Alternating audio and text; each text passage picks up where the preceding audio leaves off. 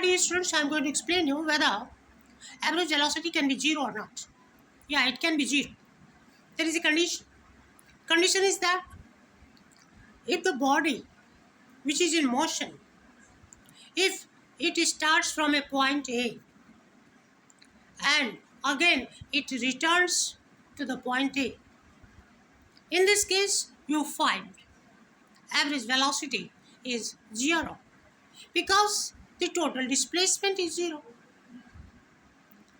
And you know that average velocity is equal to total displacement by total time taken.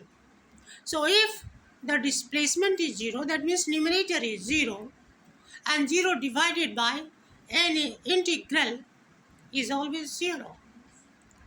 But this is not the case with average speed. Average speed will be 0 only in the case when no distance is covered. Where the body was, there only it lies, even after so much of interval of time. So in that case, we will say average speed is 0 because no distance has been covered. So distance is 0. Okay?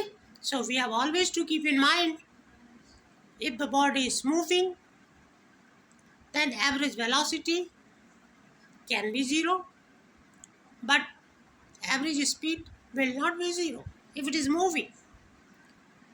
Yeah, and it will be 0 only when the body returns to its original position. Then only average velocity will be 0. Otherwise not. Thank you. If you like, please share and subscribe.